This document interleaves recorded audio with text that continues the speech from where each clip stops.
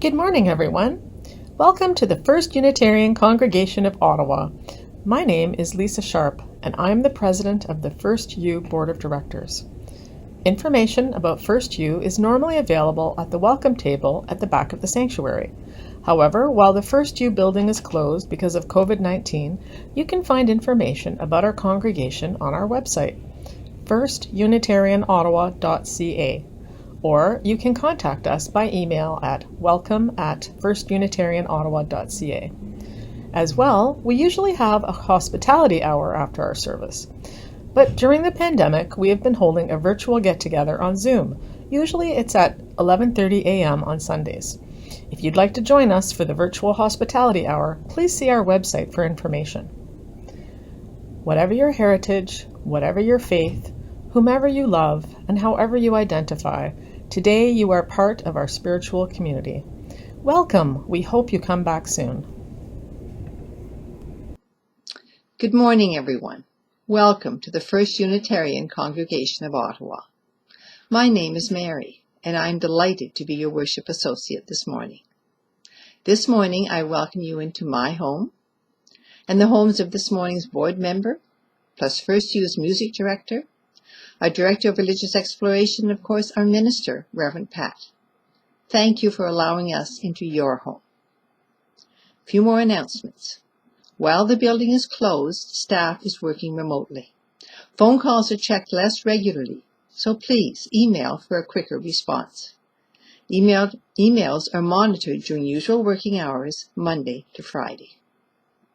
Now that we are not seeing each other in person, please sign up to receive the EUU, which is our weekly email newsletter, or check our Facebook page or our web page for notices and updates. There is lots going on, admittedly online at the moment.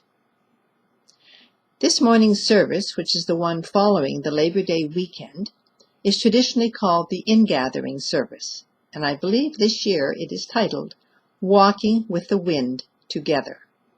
So we welcome back Reverend Pat, refreshed and eager to the fall session of services at FirstU, Ottawa. Good morning.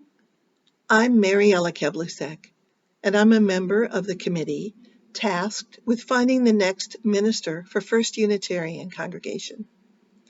Today, I'm here to tell you about 3 ways that congregants can participate in the search process.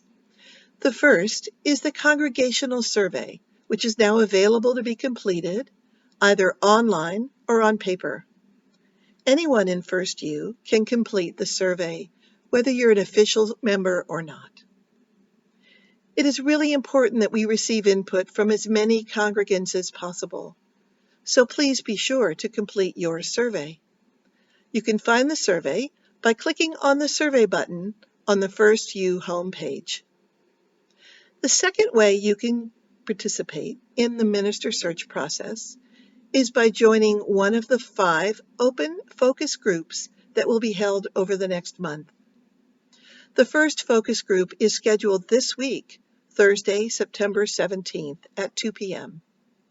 And there will be 4 others on Monday, September 21st at 7 p.m., Wednesday, September 30th at 10:30 a.m., Saturday, October 3rd at 10 a.m., and Tuesday, October 6th at 7 p.m. Seating for each session is limited and pre-registration is required by emailing focusgroupregister@firstunitarianottawa.ca. And the third way that you can participate in the search process is by joining a very special online workshop scheduled for Saturday, September 26th. The workshop is called Beyond Categorical Thinking, and it will help our congregation expand its perspective on how to choose the ideal minister for our needs. For more details on the survey, the focus groups, and the workshop, check FirstU's electronic newsletter, the EUU, or visit the new Minister Search section on the FirstU website. We look forward to hearing from you. Bonjour. Good morning, everyone. It is so good to be with you again. I am the Reverend Patricia Guthmann Haresch, and as always, you can call me Pat. Welcome to a new congregational year. Can you believe it? We began this morning with some welcomes and announcements, and let us now enter in to the sacred time of the service. Our reading comes from the Reverend Dr. David Pohl, actually a minister from First Unitarian, minister emeritus. He was the minister when FirstU moved from Elgin Street to 30 Cleary Avenue. And he's also a past Holtham lecture speaker.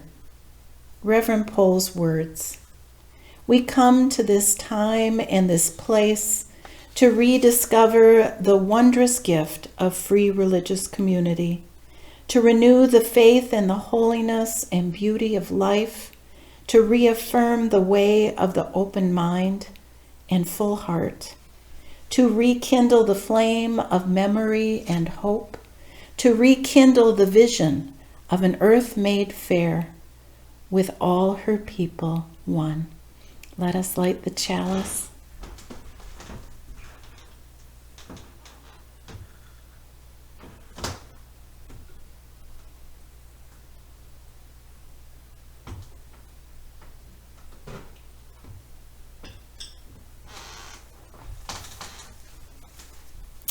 And let us sing the chalice song.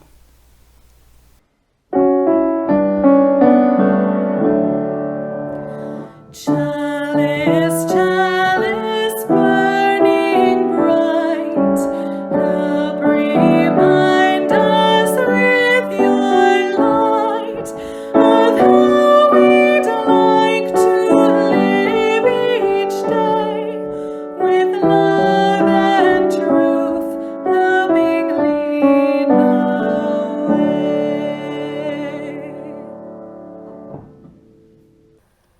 Hi everyone, it's Nao, your Director of Religious Exploration. Hope everyone is doing well. Feels like fall is on its way. The story I'm going to share with you today is titled The Lion and the Mouse. It's a very cute little story. I'm sure many of you may be familiar with it. All right. The lion was very hungry. As he padded through the tall grass, something rustled by his feet.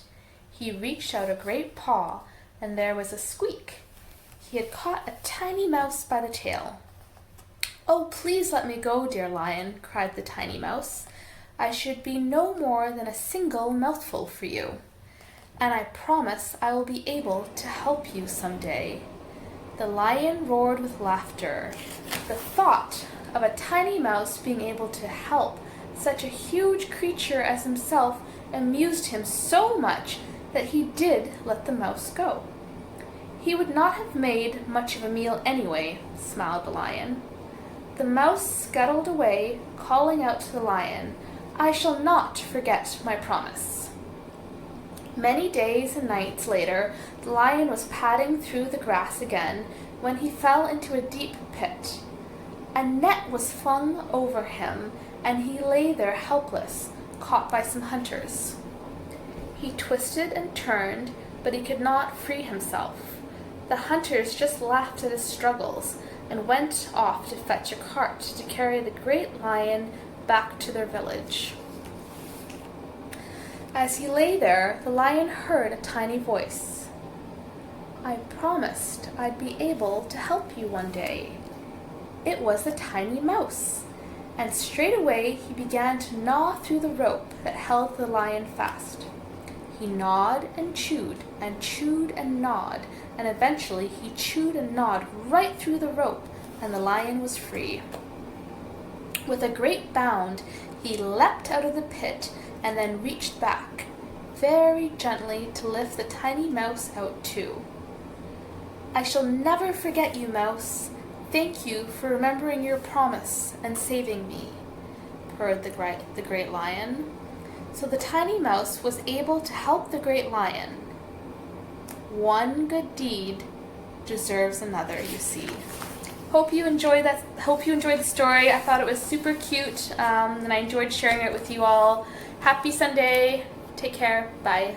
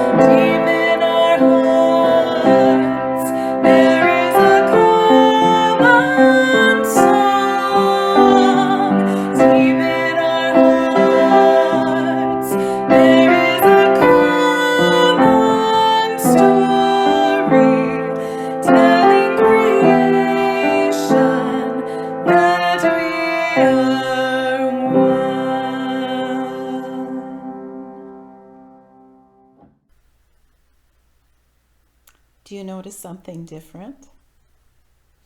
I forgot to have my chalice line or my stole on during the chalice lighting. Here it is now. Everything's good. This is the time in the service when we are drawn closer to the heart of love at our center and hold those both near and far, loved ones and strangers in our hearts. From the end of the late Mary Oliver's poem, Wild Geese. Whoever you are, no matter how lonely, the world offers itself to your imagination, calls to you like the wild geese, harsh and exciting, over and over announcing your place in the family of things.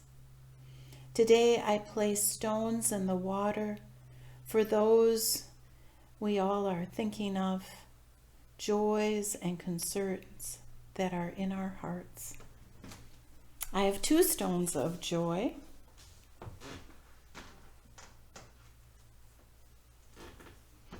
A stone for Amy.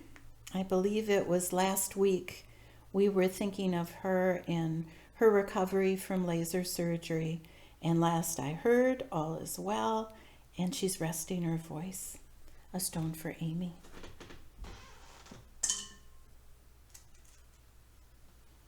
Another stone of great joy. I'm so happy to announce that our finance manager, Michelle, is expecting to become a grandmother. Congratulations, Michelle.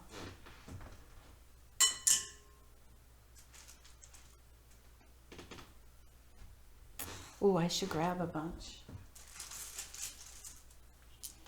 I have many stones of gratitude. I want to say this wasn't, of course, a normal summer. It wasn't at FirstU a summer with the usual easiness and downtime for your board and staff.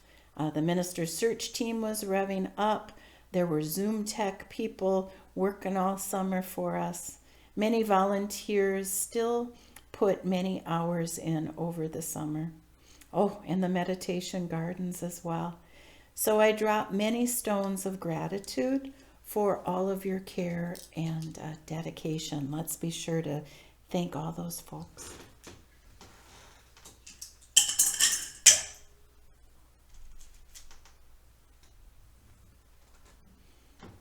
A stone of care for all families with children at home, schooling virtually, while the adults may be trying to work and be teachers' assistants at the same time.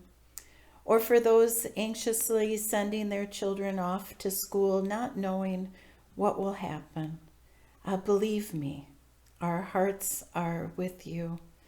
I am right there with you.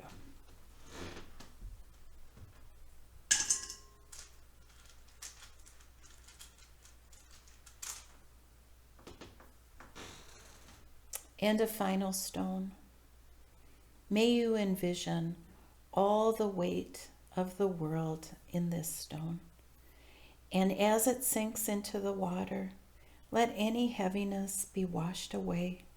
And may you start to feel the hope that comes with new beginnings that happen every summer, or every September, even this September. May we think of new beginnings.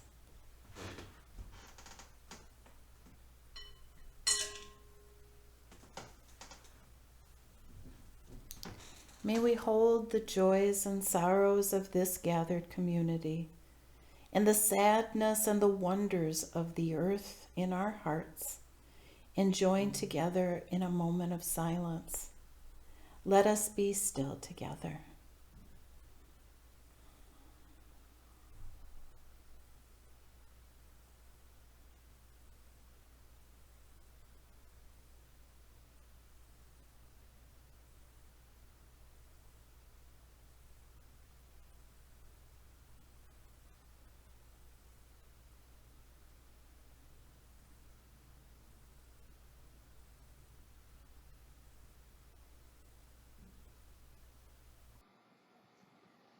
Before I do the reading, there are two more announcements. Number 1. Usually, following the Sunday service at 11:30 a.m., we will join together for a virtual hospitality hour on Zoom. Today, instead, we will be coming together for an important town hall Zoom meeting. Everyone will have a chance to share their thoughts about the possibility of FirstU opening for in-person, live-streamed Sunday services and small meetings under public health guidelines. All are welcome to bring their own lunch or snacks and beverages to the teleconference. Look to the EUU or our website to find the Zoom information.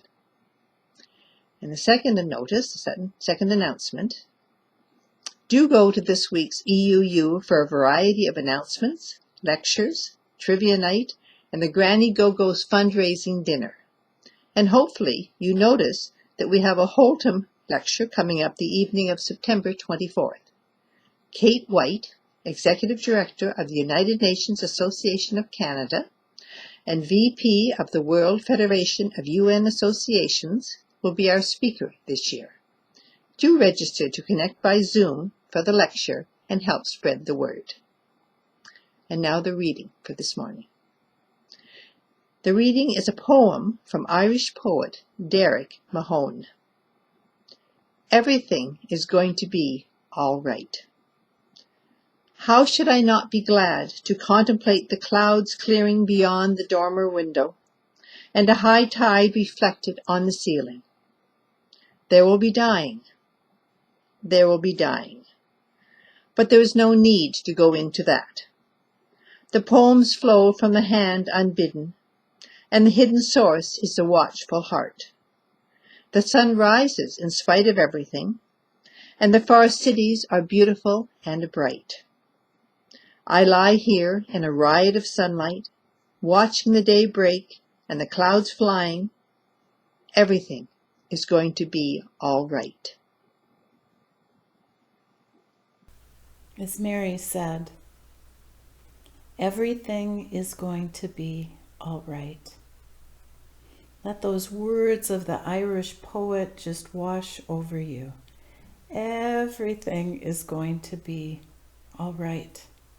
Or in the words of Bob Marley, right? Every little thing's gonna be all right. In this strange in-between time that we are living in, this time between the beginning of the pandemic shutdown until that somewhere in the future time when we reach a new normal, this phrase, everything is going to be all right, is lurking in the background. I hope it is for you. I hope it is for all of us. It keeps us going. It gives us hope that there will be a there that we are going to arrive at someday. A there with more certainty and less fear of becoming sick or for our loved ones becoming sick. A there when we can all hug each other again. I think of how many students started school this week and were probably asked, what did you do over the summer? Well, I'm just going to say it. It wasn't a typical summer, eh? Now, maybe some of you were able to do most of the usual things you do in the summertime. Maybe you were able to travel and see far-flung family, maybe even without the need to quarantine. Oh, the sun has come. Oh, my goodness. Some of us didn't get to see the faraway family, except maybe on Zoom. Maybe you were able to get outside. Perhaps you tried to get outside even more than usual. Some of you didn't. I know some of you were in self-isolation, trying the best you could and can to not be exposed to infection. And if you were home inside watching the news, especially coming from south of the border, it might have seemed like the world was turning upside down. It is like a loose thread is being pulled on a sweater, and we see how easily things can unravel in our society.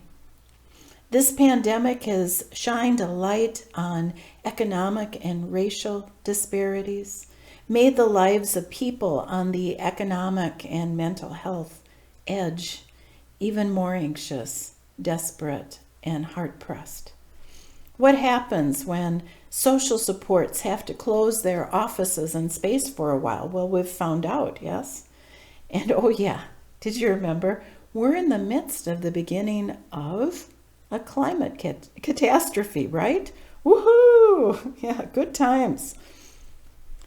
But take a breath. Every little thing's gonna be all right.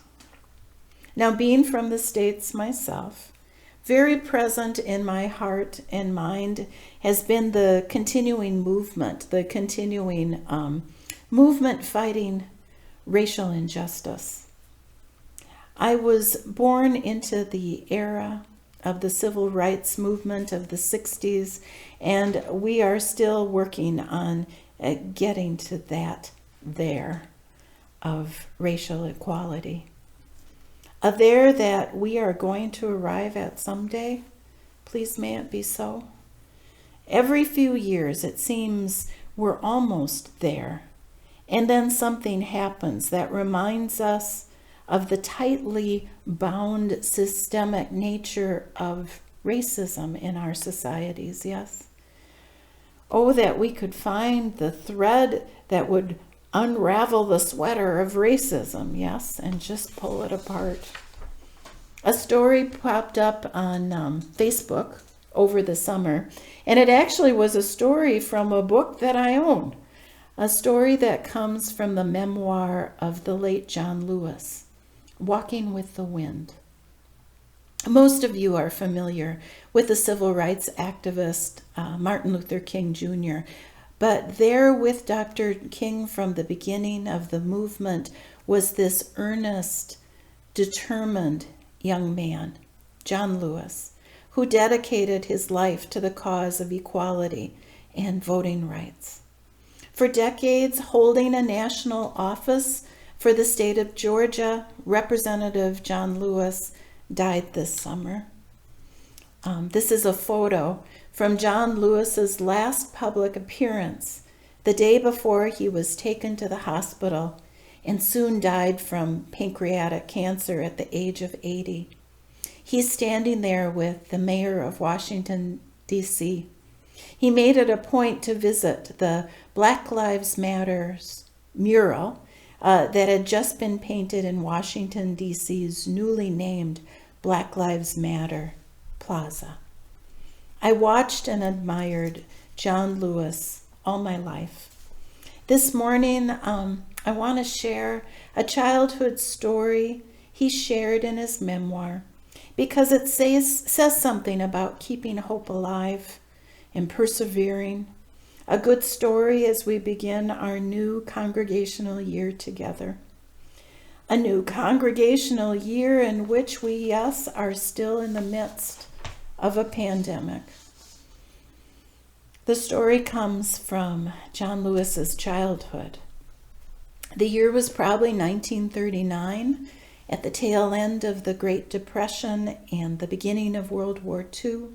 His family was living in the deep south of the United States, in rural Alabama.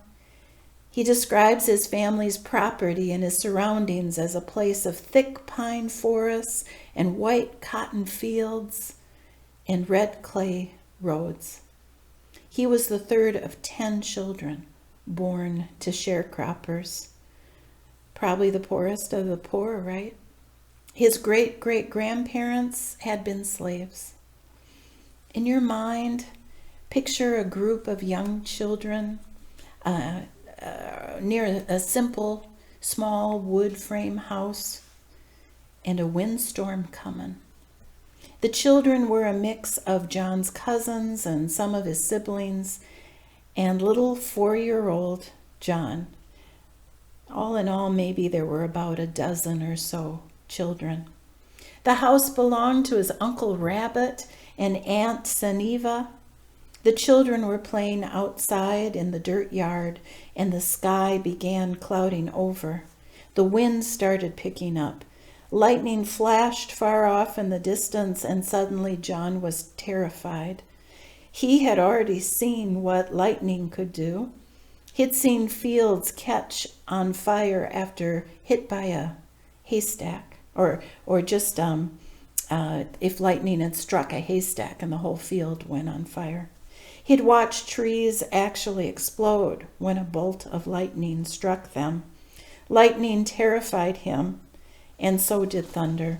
His mother used to gather the children around her whenever they heard thunder, and should tell them to hush, because God was doing his work. That was what thunder was, his mother said. But his mother wasn't there that day. His aunt was the only adult around. As the sky blackened and the wind grew stronger, she herded all of those children into her little house that seemed even smaller, says John, with so many children squeezed inside. The wind was howling, and the house was starting to shake. They were scared, and then it got worse. The house was beginning to sway. The wood plank flooring underneath them actually began to bend, and then a corner of the room started lifting up. The storm was actually pulling the house towards the sky. with everyone inside. Can you imagine being in the middle of that? What were they going to do? Well, Aunt Seneva told them to clasp hands. "Line up and hold hands," she said, and they did as they were told. Somehow, while the storm was tearing the house apart, the only adult responsible for a house full of frightened kids was able to get herself together and lead the children as a group toward the corner of the room that was rising. I'm just trying to picture this. So they all go to the corner of the room that is literally lifting up. From the kitchen to the front of the house they walked, the wind screaming outside, sheets of rain beating on the tin roof. Then they walked back in the other direction as the other end of the house began to lift. And so it went, back and forth, 15 children walking with the wind, holding their trembling house down with the weight of their small bodies. And for John Lewis, this was a metaphor for the struggle for racial justice. He noted that society is not unlike the children in that house, rocked again and again by the winds of one storm or another, the walls around us seeming at times as if they might fly apart. But the people of conscience, he says, never left the house. They never ran away, he says. They stayed, they came together, and they did the best they could, clasping hands and moving towards the corner of the house that was the weakest. And then another corner would lift, and they would go there. And eventually, inevitably, the storm would settle, and the house would stand. It would still stand. And another storm would come, and hand in hand they would do it all over again. It is such a wonderful metaphor for people who struggle for justice, a wonderful metaphor for life. We know deep down that much of life, hopefully more than less, is waiting in the quiet between storms. The storms will come. They have come in our lives, and we have weathered them. And because we have weathered the storms, we believe we will survive again and again. I have been so amazed to watch this congregation during these strange times. You have stuck together, moved to the place of greatest need, held the house sturdy in these times, remaining committed to each other and your greater purpose together. And you have done this remotely and virtually, through phone calls and Zoom conferences, socially distant visits, distanced meetings, contact-free drop-offs and drive-bys. Like the children of John Lewis's childhood, you're walking with the wind, not running away in fear, not trying to be lone wolves in tough times, rugged individuals. You're sticking with this project, this community together. In the greater society, it may seem like the house has fallen apart, or at least we're a bit nervous about what is yet to come and what it will look like on the other side of this pandemic. But you all are continuing to walk together, support and reach out to each other, still reaching out to the greater community, looking for ways to help.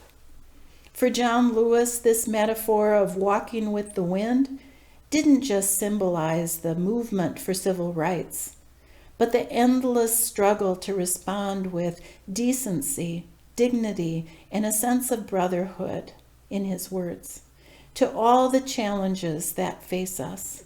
A path that extends beyond the issue of race alone and beyond class as well, and gender and age, and every other distinction that tends to separate us as human beings rather than bring us together. He didn't get to see the there that he had always hoped for, But as he knew his days were coming to an end, he wanted to see that Black Lives Matter plaza, to know the next generations would continue the work, that the there would be coming. And the next day he would go to the hospital with that hope and that knowledge in his heart. As we start this new congregational year together, let us keep our heads together like John's Aunt Seneva. May we have some fun together this year. We can still have fun. Just join in trivia night, right? Keep singing, planning together. Meet whether remotely or 2 meters apart. Reach out, share, and engage deeply with each other in the greater community. These are strange times. It may be strange times, but we've weathered some storms. It will be all right. It will be more than all right. Let us make it so. Let us make it so together.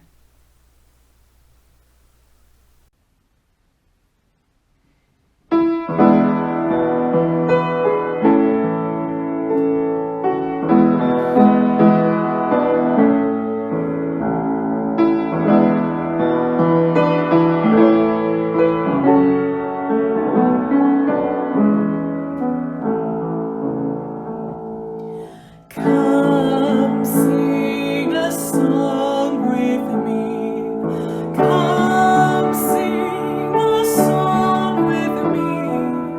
Come sing a song with me, that I might know your mind. And I'll bring you hope when hope is hard to find. And I'll bring a song of love and a rose in the winter time. Come dream a dream with me. Come dream a dream with me. Come dream a dream with me, that I might know your mind. And I'll bring you hope when hope is hard to find. And I'll bring a song of love and a rose in the winter time. Come walk in rain with me. Come walk in rain with me. Come walk in rain with me, that I might know your mind. And I'll bring you hope when hope is hard to find. And I'll bring a song of love and a rose in the winter time. Come share a rose with me. Come share a rose with me. Come share a rose with me, that I might know your mind. And I'll bring you hope when hope is hard to find. And I'll bring a song of love and a rose in the winter time.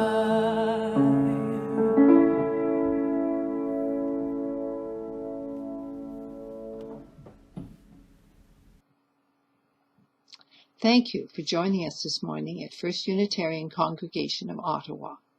This is the time in our service that we usually accept the offering.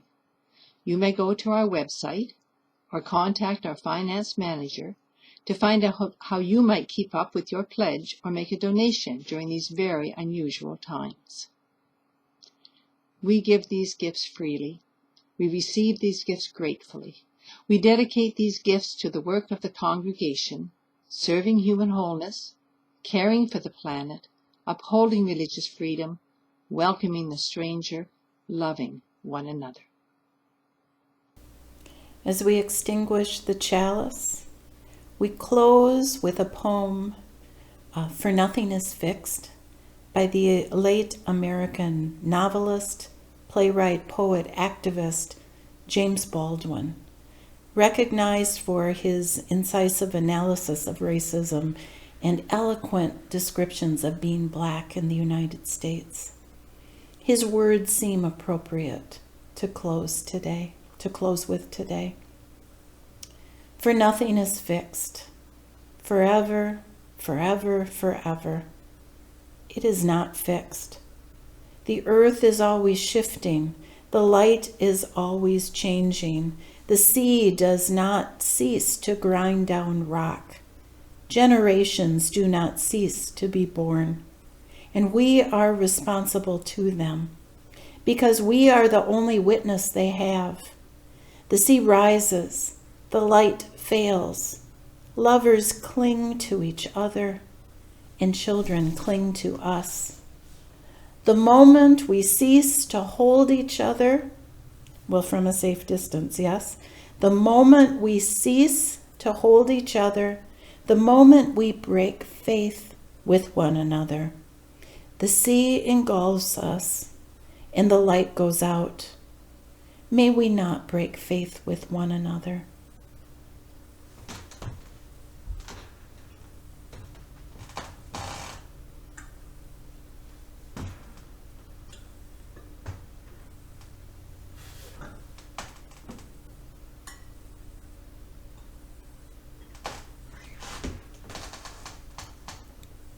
Let us sing, Spirit of Life.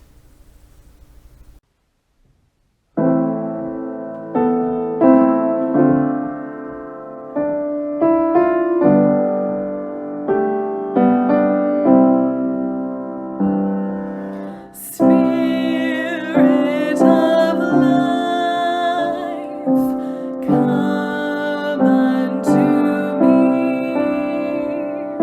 Sing in my heart all the stirrings of compassion. Blow in the wind, rise in the sea. Could vidas quari de justitia, tenurimur, cielo potuum, source de vie, viens vers moi, viens vers moi.